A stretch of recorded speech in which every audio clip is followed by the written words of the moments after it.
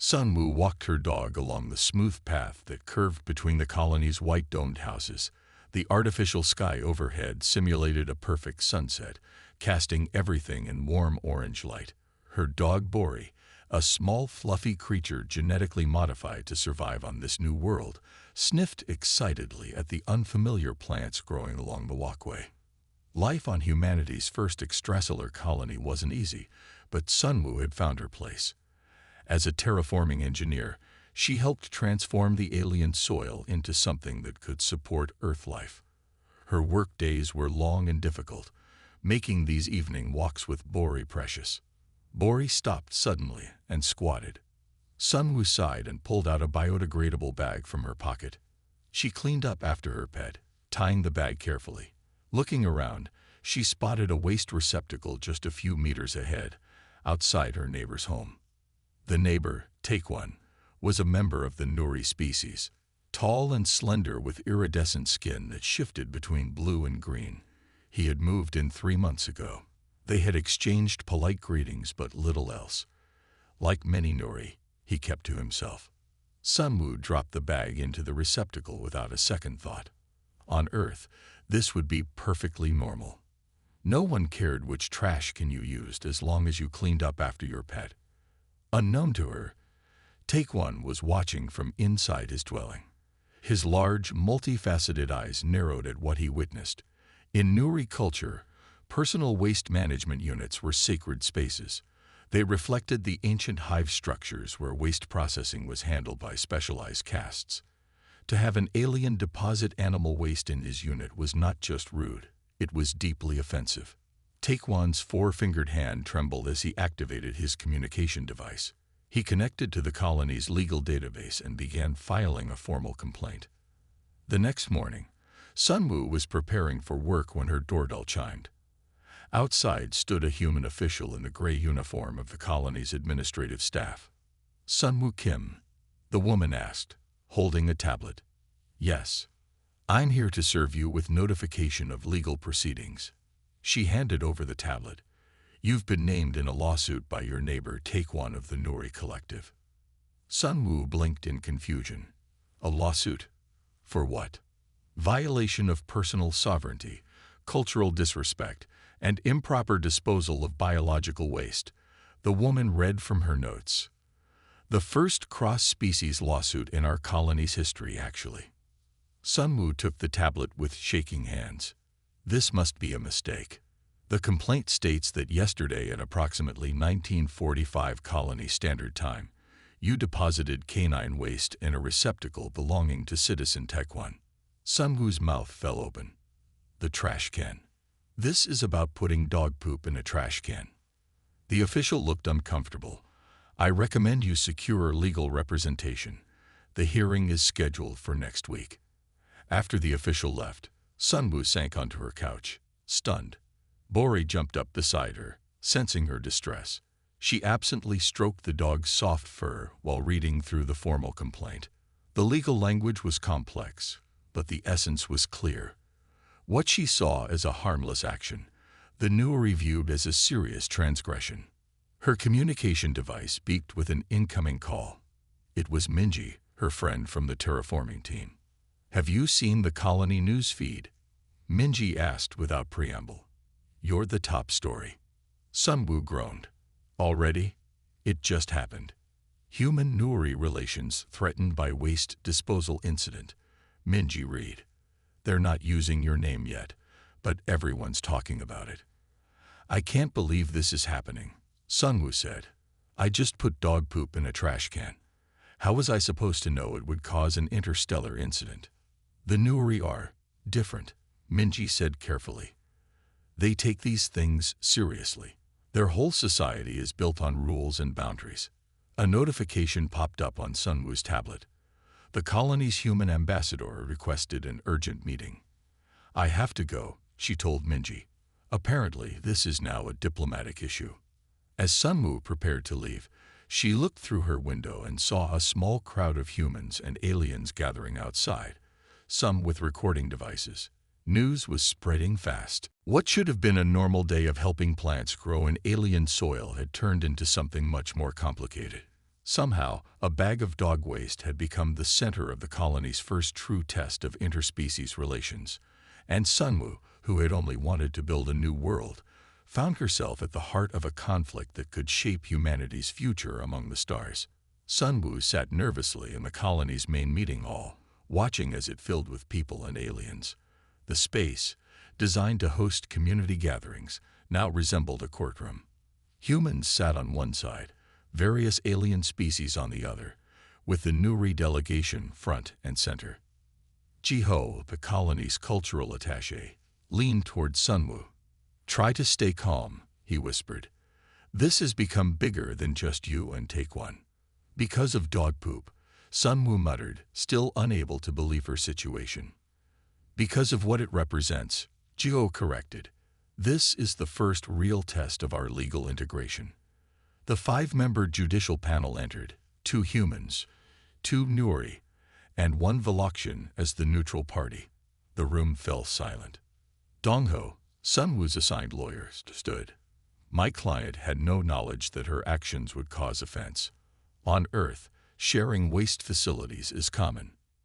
Taekwon's representative, another Nuri named Rio, rose with fluid grace. "Ignorance is not an acceptable defense. Before joining this colony, all members agree to respect cultural differences." The head judge, a human named Minjin, turned to Jiho. "Please explain the cultural context for both sides." Jiho activated the room's display system. Images of Earth neighborhoods appeared, showing communal trash cans and people cleaning up after pets. For humans, the proper disposal of animal waste is seen as responsible citizenship, Jiho explained. Using the nearest receptacle is considered better than carrying waste long distances. The images shifted to show intricate Nuri hive structures. For the Nuri, waste management has deep cultural and historical significance. In their evolutionary past, waste processing was handled by specialized members of their collective. The personal waste unit represents this sacred boundary between public and private spheres. Rio nodded. Each Nuri's waste unit is connected to their dwelling's purification system, which processes materials according to our spiritual practices. Foreign biological matter disrupts these systems. Sunwoo hadn't known any of this. She'd been so busy with terraforming work that she'd skipped several cultural orientation sessions. The panel asked questions about specific regulations. As they talked, Sunwoo noticed reporters in the back, recording everything. Screens around the colony would be showing this. During a break, Sunwoo overheard 2 Nuri speaking. Her translator picked up their words. "This case is perfect," one said. "If we establish precedent here, we can push for stricter controls on human behavior." "The council majority hangs in the balance," the other agreed. "This could shift the balance of power." Sunwoo realized with growing alarm that her simple mistake had become a political tool. She found Dongho and told him what she'd heard. "Not surprising," he said. "The conservative Nuri faction has been looking for ways to limit human expansion. They're using you to set a precedent." Back in session, Rio presented images of Taekwon's waste unit, highlighting special markings that supposedly indicated its private nature. Markings Sunwoo had never been taught to recognize. "The human deliberately violated our sacred space," Rio claimed. "Objection," Dongho said. "There was no deliberate action. No one taught colony humans about these markings." The debate continued until Minjin called a witness, an elderly Nuri named Juan who had worked with humans for decades. "In my experience," Juan said, "humans are not malicious but often careless about boundaries. They evolved as adaptable generalists, not specialists like us. Their strength is flexibility, not precision." Rio countered, "This flexibility threatens our way of life. If they cannot respect our most basic cultural needs, how can we coexist?" News arrived that the Galactic Council had taken interest in the case. The colony's success as a multi-species settlement was being questioned. If found guilty, Sunwoo might face deportation. And worse, it could affect humanity's standing among the stars. That evening, Sunwoo sat alone in her apartment, watching commentary about her case on various feeds. Some called her careless, others suggested the Nuri were being unreasonable. The colony seemed divided along species lines. Her door chimed. It was Minji, carrying food and drinks. "I brought reinforcements," she said. "You shouldn't be alone tonight." As they ate, Minji shared news from the terraforming team. "Everyone's talking about how ridiculously blown out of proportion this is. It's not just about the trash can anymore," Sunwoo said. "It's become political." "Politics or not, we need a solution," Minji said. "We can't let this destroy what we've built here." Sunwoo looked out her window at the colony's night cycle. Artificial stars twinkled above the domes the humans shared with a dozen alien species. Somewhere out there, real stars held other worlds waiting for people like her to make them habitable. "There has to be a way forward," she said quietly. "Something we haven't thought of yet." Little did she know, the solution would come from an unexpected place and change the colony forever. The judicial hall buzzed with tension on the third day of proceedings. Sunwoo sat straight-backed beside her lawyer Gunki, trying to appear confident despite her growing anxiety. The case had attracted even more attention. Representatives from 7 different species now observed from special seating areas. "The Colony Council calls expert witness Shunho to the stand," announced the Chief Justice. A middle-aged human man approached. As the colony's waste management director, Shunho oversaw the complex systems that handled different species' biological needs. "Please explain standard waste protocols," Hyunki requested. Shunho activated a holographic display. "Our colony uses 17 different waste processing systems to accommodate biological and cultural requirements. The Nuri system is indeed unique. It processes waste through specialized microbial filters that have religious significance." Ryo, Taekwon's lawyer, rose immediately. "So you confirm that contamination from foreign biological matter would disrupt these sacred filters?" "Technically, yes, but—" "No further questions," Ryo said, cutting him off before he could elaborate. Hyunki frowned. Throughout the proceedings, the Nuri legal team had been carefully controlling the narrative, focusing entirely on cultural violation rather than practical impact. During the midday recess, Hyunki pulled Sunwoo into a quiet corner. "Something feels wrong about this case. The reaction is too organized, too forceful for a simple mistake." "What do you mean?" Sunwoo asked. "I've been researching Taekwon's background. He's not just any Nuri. He's connected to the Unity Coalition, a political group that's been opposing increased human presence in colonial leadership." Sunwoo remembered the conversation she'd overheard. "You think this is political? I think you're being used to set a precedent," Hyunki said. "If they win, they can claim humans are culturally incompatible with leadership roles." When the proceedings resumed, Hyunki changed tactics. "The defense calls Taekwon to testify." The Nuri approached slowly, his iridescent skin shifting to deeper blue, a sign of emotional intensity, Sunwoo had learned. Hyunki's questioning began innocuously, establishing Taekwon's role in the colony and his daily routines. Then suddenly, he changed direction. "Taekwon, when did you join the Unity Coalition?" The Nuri's skin flashed with spots of yellow surprise. "That is irrelevant to these proceedings." "Is it?" Hyunki displayed a document on the main screen. "This is the Coalition's most recent position paper, calling for stricter cultural compliance measures for non-Nuri residents, published 3 days before the incident with my client." Murmurs filled the room. The Chief Justice called for order. "Are you suggesting this is a planned case?" the Justice asked. "I'm suggesting context matters," Hyunki replied. "This isn't merely about cultural misunderstanding. It's about establishing legal precedent to limit human participation in colony governance." Ryo stood in protest. "These accusations are outrageous. My client's political affiliations have no bearing on his right to cultural respect." The debate intensified. Other witnesses were called.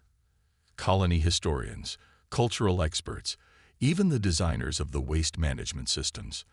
The testimony painted a complex picture of a young colony still negotiating the boundaries between different species' needs.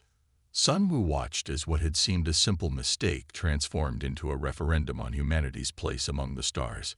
She noticed something else too. Many of the younger Nori in attendance seemed uncomfortable with their elders' hardline position. During another recess, a young Nori approached Sunwoo cautiously. "I am Juwoo," she said quietly. "Not all of us agree with this escalation.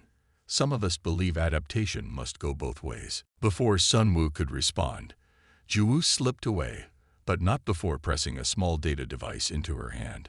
That evening, Sunwoo and Hyunki reviewed the device's contents, internal communications from the Unity Coalition, planning to use the first significant human-Nori conflict as a test case. "This confirms our suspicions," Hyunki said. "But using it could make things worse. It would look like we're attacking Nori politics, not defending your actions." Sunwoo stared out her window at the colony's central dome, where species from across the galaxy were attempting the unprecedented, living together despite profound differences. "There has to be another way," she said, "one that doesn't force anyone to lose." She thought about her work terraforming, how she modified environments to support multiple forms of life, creating balanced systems rather than forcing one species' needs over another. "Wait," she said suddenly. "What if we're approaching this all wrong?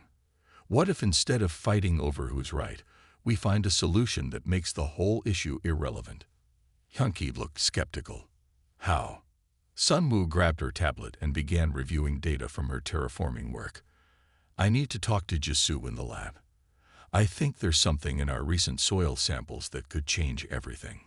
As Hyunki watched, Sunwoo's expression transformed from worry to excitement. For the first time since the case began, she looked hopeful. The solution would come not from legal arguments, but from something much more fundamental, the very soil of their new world. Sunwoo barely slept that night. She worked in the terraforming lab with Jisoo until the early hours, analyzing soil samples and running tests. Their excitement grew with each successful result. "This is amazing," Jisoo said, staring at the microscope display. "I can't believe we never noticed it before." "We weren't looking for it," Sunwoo replied, watching the microscopic activity in the sample. "No one was." The discovery was simple yet profound. Earth animal waste, particularly from genetically modified pets like Bori, contained microbes that dramatically accelerated the breakdown of the colony world's native minerals. These microbes released nutrients essential for both Earth plants and native flora, effectively speeding up the terraforming process by nearly 15%. Sunwoo arrived at the Judicial Hall the next morning tired but energized. Hyunki looked concerned when he saw her. "Did you sleep at all?" he whispered as they took their seats. "No time for sleep," she said, handing him a data tablet. "Read this. It changes everything." As Hyunki scanned the research, his eyes widened. "This is ingenious. But will they accept it?"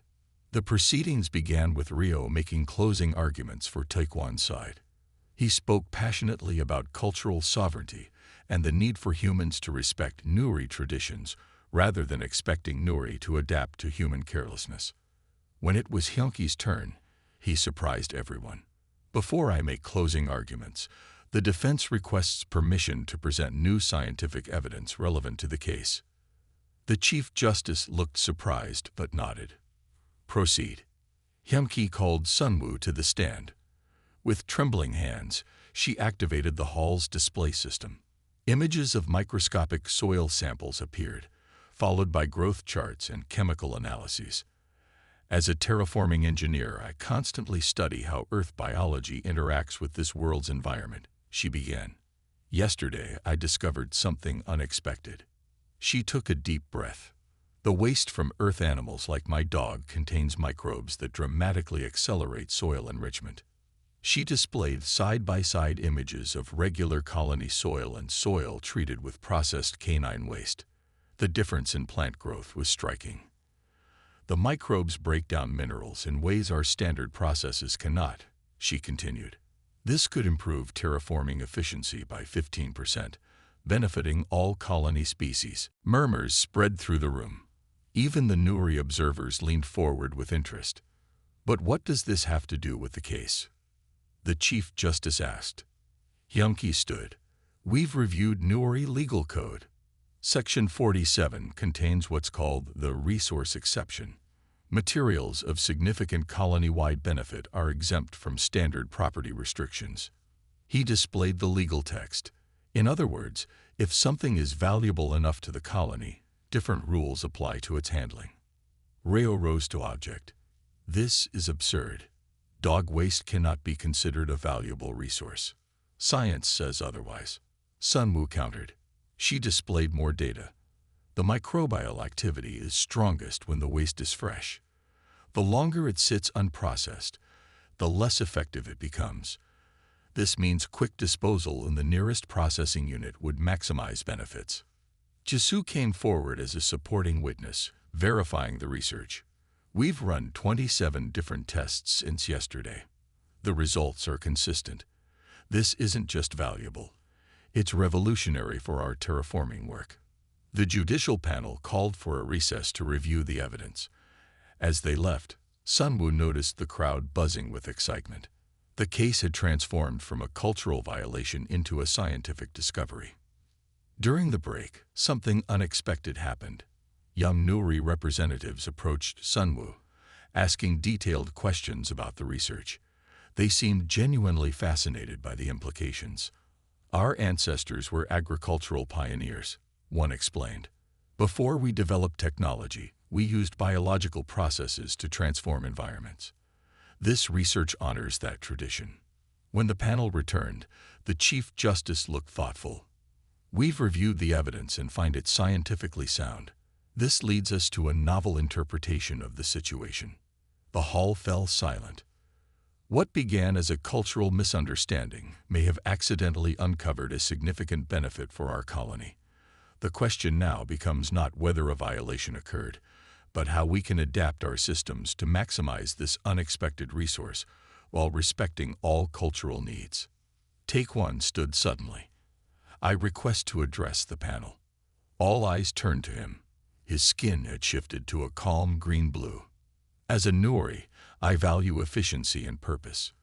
If my waste processing unit can serve the greater good of our colony, perhaps what I perceived as a violation was merely an innovation I was not prepared to recognize.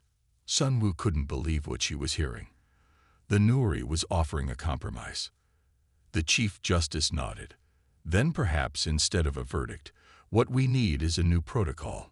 One that honors both the scientific opportunity and the cultural significance of waste processing for all species. For the first time since the case began, Sunwoo allowed herself to hope. What had started as a mistake might end as a breakthrough, not just for waste management, but for how different species could solve problems together on this new world they all called home. The colony's central garden bloomed with vibrant colors under the artificial sun. Plants from Earth grew alongside native species in a display of successful integration. At the center stood a small monument, a stylized waste receptacle with text in both human and Nuri languages that read, "From conflict comes growth." 3 months had passed since the case that colonists now called the Great Waste Debate. Sunwoo walked through the garden with Bori trotting beside her. The small dog wore a special collar, a new colony regulation for all Earth pets that identified its waste as Class B terraforming material.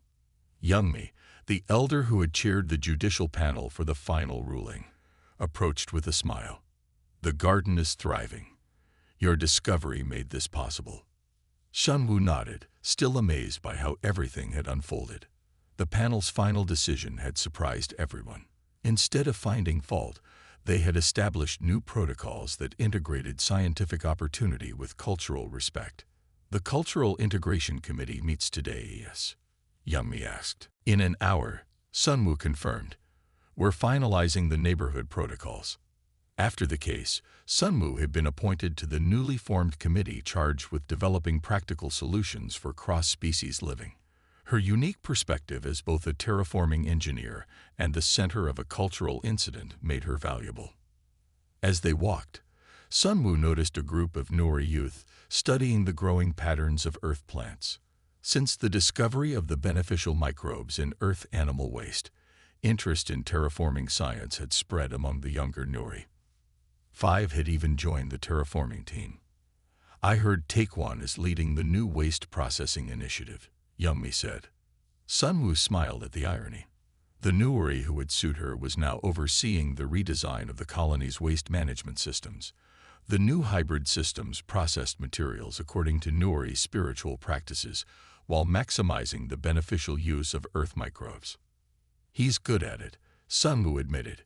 Their ancestral knowledge of biological processing, combined with our technology, is producing better results than either approach alone.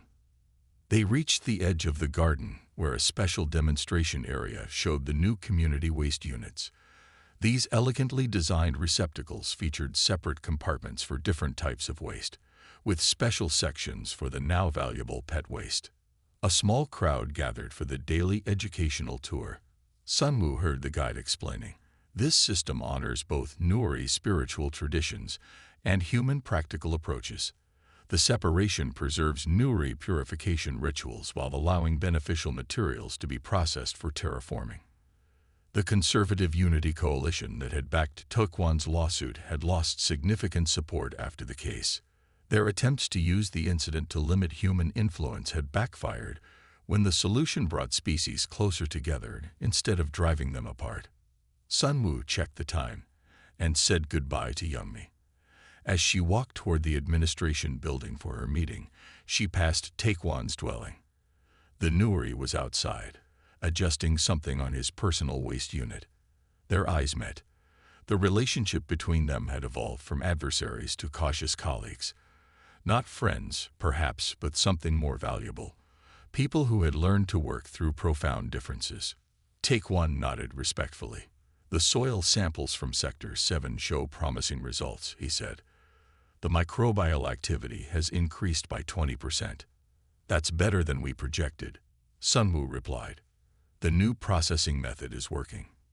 A moment of awkward silence passed before Taekwon added, "The committee meeting.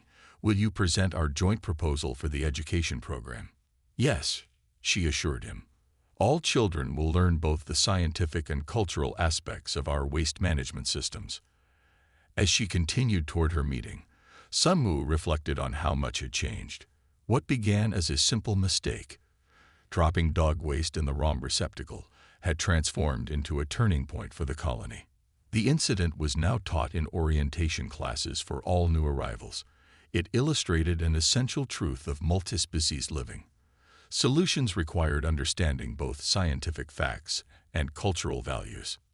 In the meeting room, representatives from 12 species gathered around a large table. They greeted Sunwoo with various gestures of respect. As chair of the new subcommittee on practical daily integration, she would present their recommendations for neighborhood living arrangements. Before beginning, she looked out the window at the colony spreading below. Domes and structures housing beings from across the galaxy, all trying to create a shared home on this new world. The Great Waste Debate taught us something important, she told the gathered representatives. True solutions don't force one perspective over another. They find ways for different approaches to strengthen each other. As heads nodded in agreement, Sunwoo knew that despite all the difficulty, embarrassment, and stress, she wouldn't change what had happened.